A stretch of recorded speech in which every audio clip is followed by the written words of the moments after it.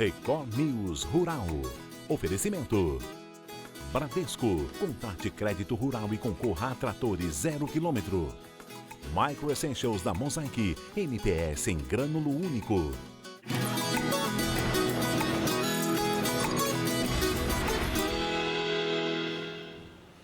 Olá, muito bom dia para você. O governo federal anunciou nesta quarta-feira os valores do Plano Safra 2024-2025 para a agricultura familiar.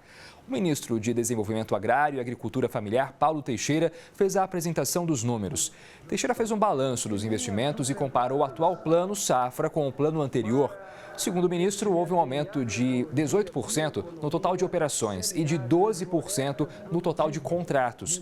O valor destinado à agricultura familiar ficou em 76 bilhões de reais, um aumento de 43% em relação ao plano anterior. O juro para a produção de alimentos caiu para 3% ao ano. No final do evento, o presidente Lula falou sobre o objetivo do investimento. A gente tem que incentivar as pessoas a plantarem o máximo possível e garantir para as pessoas que na hora da colheita a gente não vai deixar eles ter prejuízo porque plantaram demais. O governo tem que garantir um pagamento correto para que aquelas pessoas possam fazer os seus produtos chegar no supermercado. Se a gente fizer isso, se a gente comprar as máquinas, se a gente produzir mais leite, se a gente produzir mais queijo, se a gente plantar mais tomate, plantar mais pepino, plantar mais chuchu, não vai ter inflação de alimentos, gente. O Brasil deve produzir cerca de 850 mil toneladas de amendoim este ano. Desse montante, boa parte vai para a produção de doces típicos feitos com grão nesta época. O Brasil é o 7º produtor de amendoim do mundo. De acordo com dados do IBGE, em 2022 foram produzidas pouco mais de 848 mil toneladas da oleaginosa no país. Para 2024, a expectativa é de uma produção de cerca de 850 mil toneladas. Boa parte disso é direcionada para o mercado exterior. O Brasil exporta hoje para mais de 100 países os nossos produtos e derivados também. A produção de amendoim no Brasil aumentou cerca de 154% nos últimos 10 anos. São Paulo é o estado líder da produção, responsável por 90% do cultivo no país. E você começa a ter iniciativas em outros estados, como Mato Grosso do Sul, no Rio Grande do Sul, enfim, você começa a ter alguns outros focos também de cultivo do amendoim, o que é bom, porque o Brasil tem muito espaço ainda no agro para crescer na sua produção e principalmente na sua exportação, não só da matéria-prima in natura, mas também no produto processado nas suas versões de receitas de doces. E nessa época do ano, o consumo de doces e derivados de amendoim aumenta cerca de 30%. Os chamados doces juninos fazem sucesso. A protagonista é a paçoca, que, de acordo com uma pesquisa realizada pela ABICAB, a Associação Brasileira das Indústrias de Chocolates, Amendoins e Balas, é o doce preferido dos brasileiros. Essa fábrica, a maior de derivados de amendoim da América Latina, fica em Ribeirão Preto, no interior paulista. Ela tem 1.100 colaboradores que ganham um reforço de mais 400 nessa época dos festejos juninos.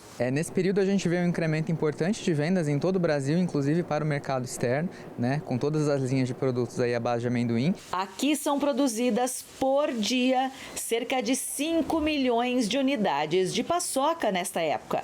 O produto é resultado da torra de 90 toneladas do amendoim que chega de um único fornecedor.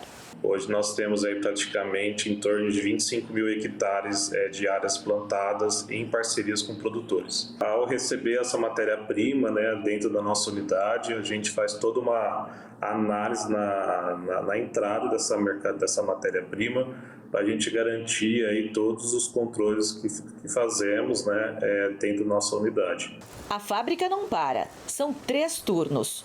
Modernas máquinas torram o amendoim, tiram a película e enviam para o moedor. Todo o processo é automatizado. Depois, a mistura é feita com amendoim, açúcar e sal apenas.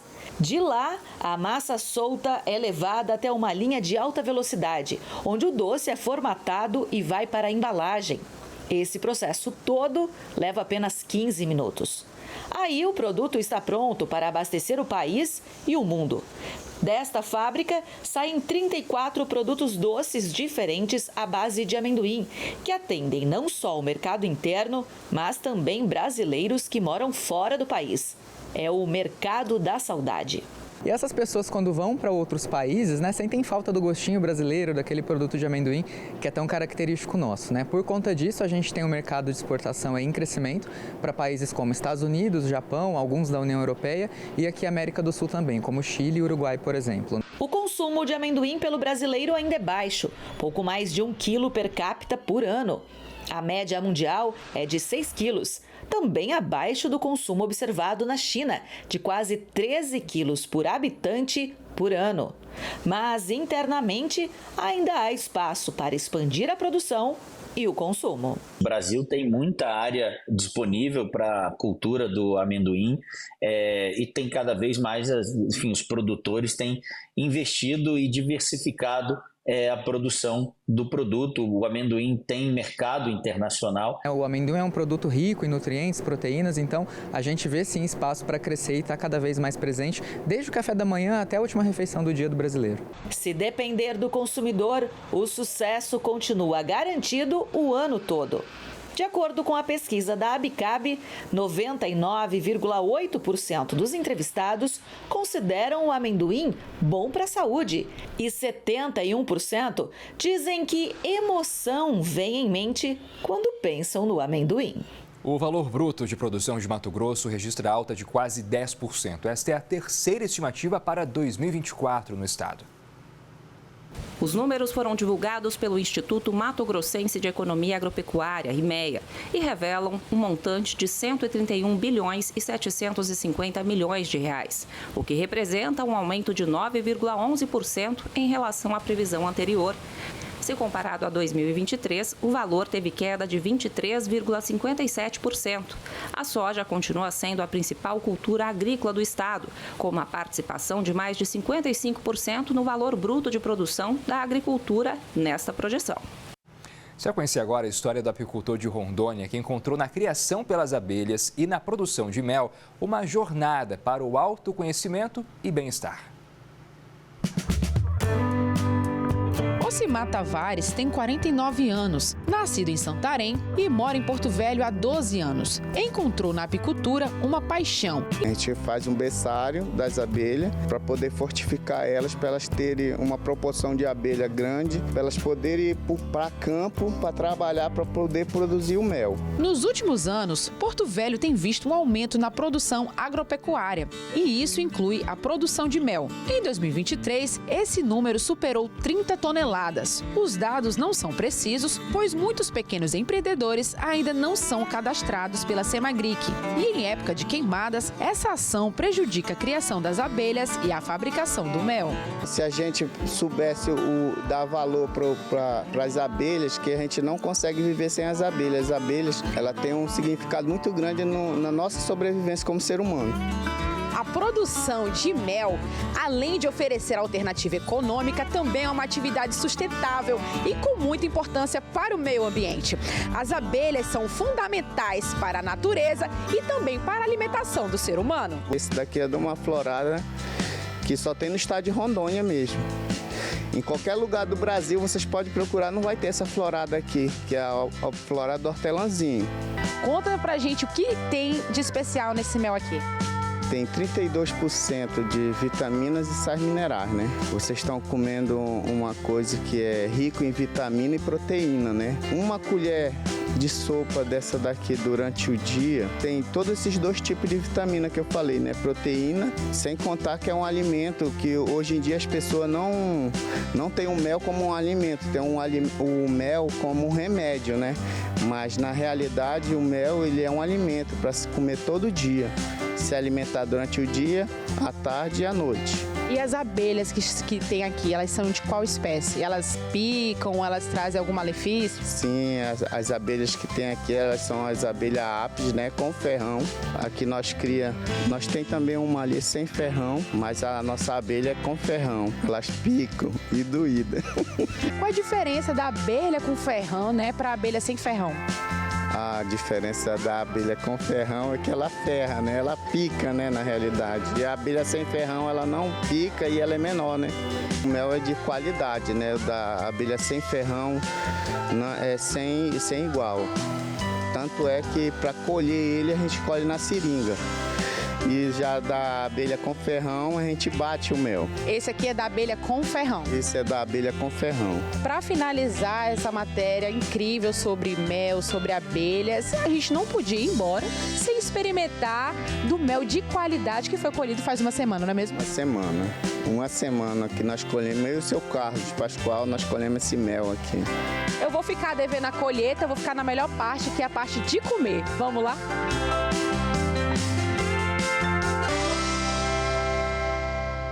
O Brasil é um dos grandes produtores de aipim do mundo, ocupa a 5ª posição e é responsável por mais de 5% da produção mundial. Parte desse aipim vem do interior do estado do Rio de Janeiro.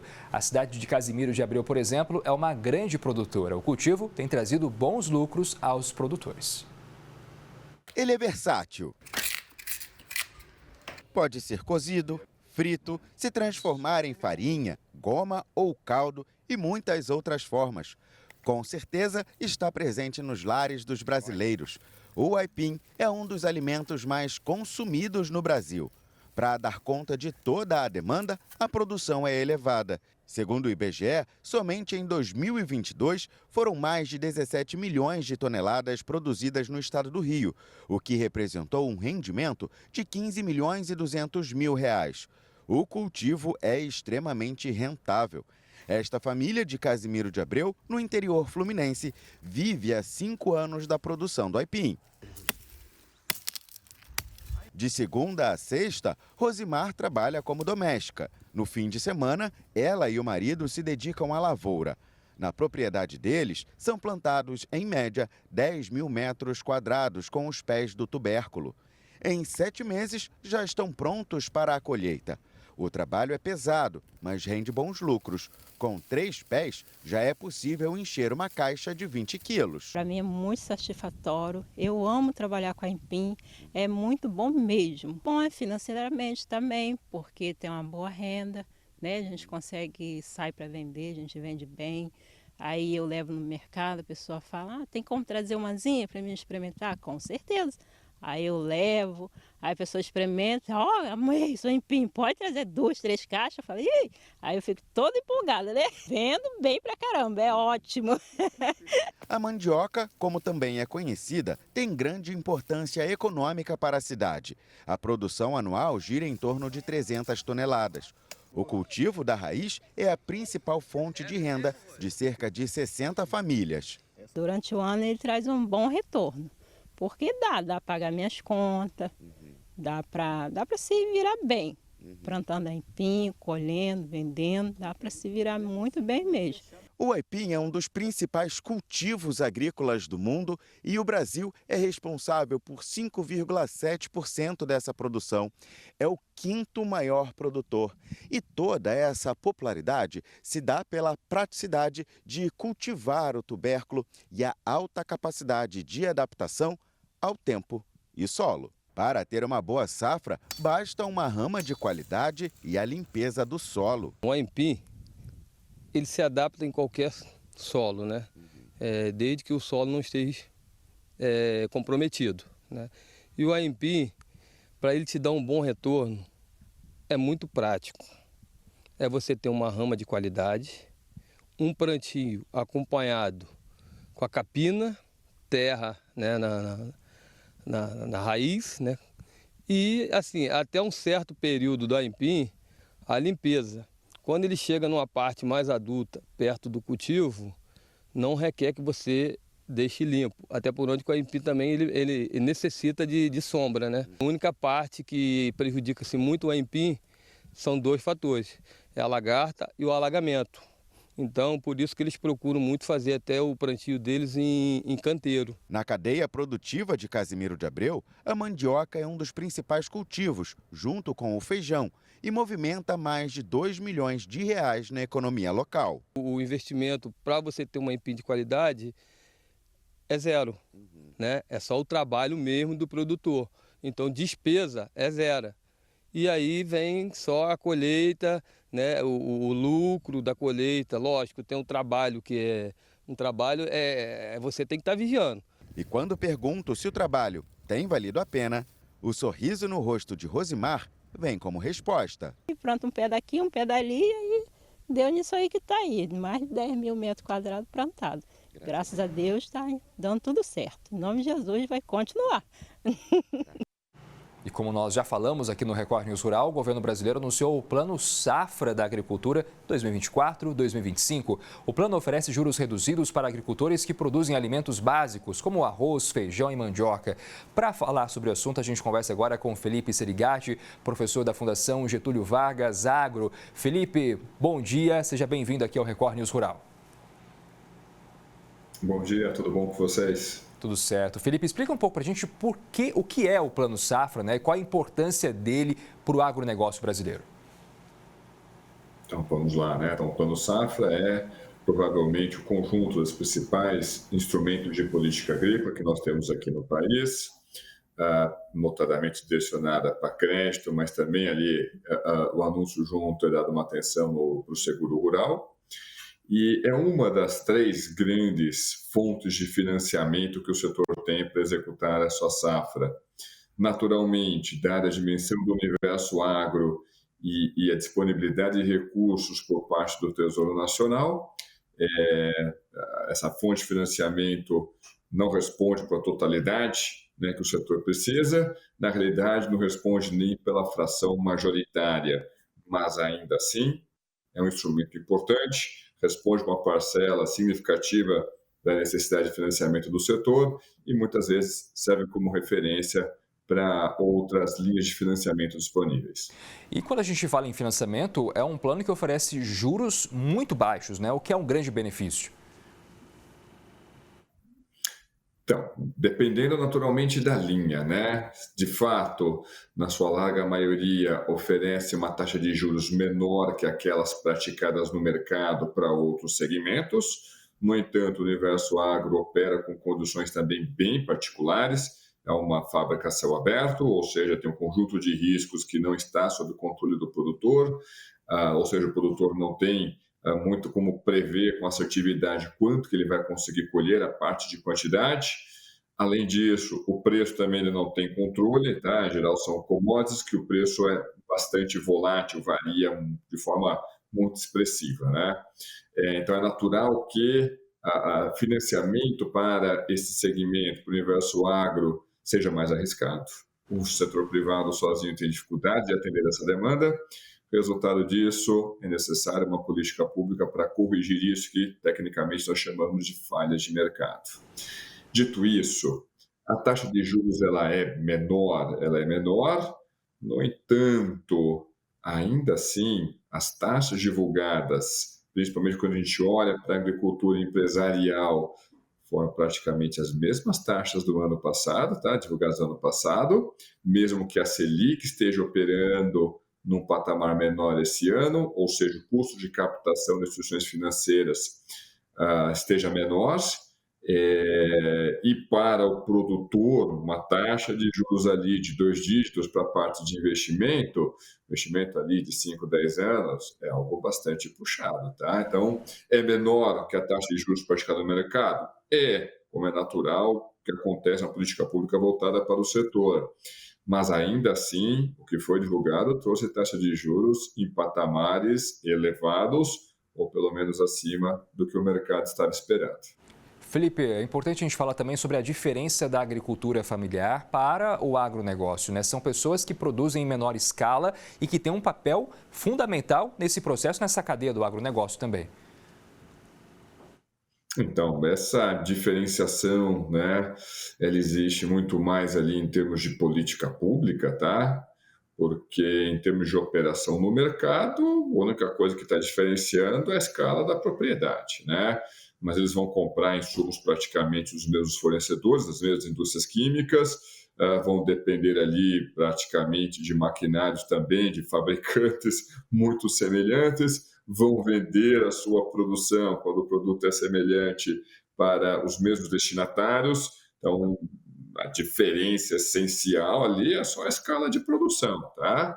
essa diferenciação, se é agricultura empresarial, se é agricultura familiar, ela é bem tênue, né? Vamos lá, pode ser uma agricultura familiar, mas ele também é um empresário. Ele também está naquela atividade, aqueles que estão conectados às cadeias produtivas para obter retorno, para obter lucro, né?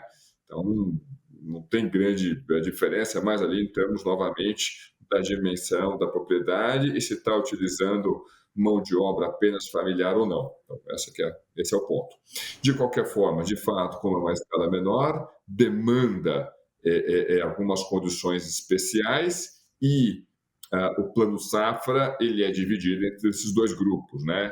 E, de fato, nesse grupo chamado agricultura familiar, as taxas de juros foram menores, inclusive houve redução comparada com as taxas praticadas no Plano Safra anterior, da Safra 23-24, e expansão de volume. Então, de fato, teve lá condições mais favoráveis quando a gente observa as condições apresentadas para a agricultura familiar. Felipe, quem pode ter acesso a esse crédito? Quem acaba sendo beneficiado? Quais são os requisitos? Porque imagino que não seja qualquer pessoa, não seja qualquer produtor. Ele precisa ali fazer parte de um grupo, atender a alguns requisitos para ter acesso. Exatamente, né? Então, principalmente quando a gente for observar as linhas de financiamento existentes para a agricultura familiar, e aí você vai ter diversas categorias, né? Em geral, o mesmo programa chamado Pronaf, mas dentro do Pronaf você tem diversas segmentações, né? E aí vai depender das características do produtor, seja da sua propriedade, né? Do tamanho da sua propriedade, tipo de produto que ele está produzindo, a região em que ele está localizado. Então, tem diversos fatores que acabam condicionando a qual linha de crédito ele vai ter acesso, e a cada linha tem ali uma taxa de juros, um custo em particular. Além disso, você tem lá um conjunto de normas burocráticas a serem atendidas, que é o famoso Manual de Crédito Rural, que também para a instituição financeira é um processo custoso, tem um custo ali para você conseguir operar essa linha de crédito. Não é à toa que para viabilizar essa operação, o Tesouro Nacional ele faz uma aporte de recursos, né? O termo técnico faz uma equalização. Agora, o plano divulgado hoje também foca na produção agroecológica. Na prática, o que isso quer dizer? Então, vamos lá, né? A atividade agropecuária está associada a ciclos biológicos, tá? E ali, então, a demanda por critérios ambientalmente sustentáveis ele é maior, ou pelo menos são critérios mais explícitos, e aí no intuito de incentivar o produtor justamente a adotar essas práticas, um incentivo é justamente uma taxa de juros menor, tá? Quando a gente olha principalmente para a agricultura empresarial, de fato, né, teve ali um aumento no volume de recursos para algumas linhas, tá? Principalmente aqui para Renova Agro, para recuperação de pastagens, para conversão de áreas degradadas. Mas curioso, quando a gente olha para a linha ali, né, o Renova Agro ambiental mesmo, você teve uma contração de recursos, tá? Então, na safra anterior tinha se disponibilizado 300 milhões de reais, no último anúncio realizado, 230 milhões de reais, tá? De qualquer forma, independente do valor, do montante de recursos disponibilizado, chama atenção. E quando a gente observa ali as taxas de juros dessas operações, são exatamente iguais àquelas anunciadas no Plano Safra do ano passado, mesmo que a taxa Selic, portanto, o custo de captação dos bancos fosse menor. Em outras palavras, aqui está refletindo nós temos um Plano Safra que foi produzido, que foi confeccionado sob um ambiente de restrição fiscal mais aguda do que aquele que nós tínhamos ano passado. Felipe, o governo nessa iniciativa também tenta fazer com que as propriedades dos agricultores sejam mais sustentáveis, né? Ou seja, a questão ambiental diretamente ligada no sentido de fazer com que isso faça parte do dia a dia, do processo de trabalho dessas pequenas propriedades. Exato. Um ponto importantíssimo nessa direção é oferecer uma redução de 1 ponto percentual na taxa de juros para aqueles que tiverem ali algumas condições já regularizadas, né? E a principal delas é justamente o CAR, o Cadastro Ambiental Rural, né? Justamente como se fosse ali o RG, vamos dizer assim, da propriedade agrícola, que vai dizer onde que ela está localizada, está associada a qual bioma, qual que é a área que está preservada, tem uma APP, qual que é a área que está sendo utilizada para a produção. De fato, né? E essa é uma boa medida para tentar incentivar a expansão, a consolidação do Cadastro Ambiental Rural do CAR. O governo está oferecendo uma redução de 1 ponto percentual nas taxas de juros. O Safra também prevê a aquisição de maquinário para o trabalho ali no campo?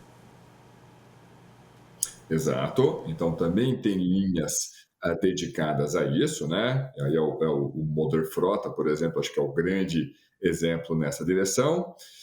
E aí, isso chama atenção, né? Em termos de volume disponibilizado, o mesmo montante do ano anterior, né? 9 bilhões e meio de reais, o que se a gente descontar a inflação, esses 9 bilhões e meio de reais hoje valem menos do que valia ano passado. No entanto, praticamente foi a única grande linha que teve redução na sua taxa de juros. A taxa de juros anunciada no Plano Safra atual de 11,5%, que é 1 ponto percentual abaixo daquela anunciada no Plano Safra anterior do ano passado, que tinha sido de 12,5%. Outra possibilidade é o financiamento para todas as etapas do processo de regularização fundiária de imóveis rurais, porque a gente sabe que é um valor, às vezes, alto para o produtor, que ele não dispõe em caixa e precisa ter acesso através do banco. Pois é, então vamos lá. De novo, você saber identificar onde que está essa propriedade, o que está acontecendo dentro dela, isso é fundamental, né? Por que o pessoal não faz? Gente, podemos colocar essa mesma realidade aqui para o meio urbano, né? Diversos domicílios não têm o famoso habite-se. Ora, por que o pessoal não tem? Porque o pessoal quer se manter ali na irregularidade? Não, simplesmente porque esse processo ele é custoso. Então, você ter ali um incentivo, uma redução no custo para tornar mais barato esse processo, naturalmente é bem-vindo, uma vez que toda a sociedade vai se beneficiar desse cadastro estar atualizado e corretamente preenchido. Felipe, anunciado hoje, o Plano Safra já está disponível para o produtor? Leva um tempo? Como é que ele consegue ter acesso de fato a esse dinheiro? Então vamos lá, ainda não consegue ter acesso direto, ainda vai passar pelo Conselho Monetário Nacional. Vamos lá, talvez isso consuma aí uns 15, 20 dias, tá? Então ali em algum momento, na segunda quinzena de julho, provavelmente os produtores vão ter acesso. No entanto, não é exatamente assim que funciona, né? Certamente diversas instituições financeiras já devem ter lá com um monte de pedidos prontinhos, apenas para entrar no sistema assim que o sistema, entre aspas, ficar aberto. Felipe, muito obrigado pela conversa aqui no Record News Rural e até uma próxima. Eu que agradeço o convite, um grande abraço a todos. Bom dia. E o Record News Rural de hoje está terminando. Muito obrigado pela sua companhia e até o próximo programa.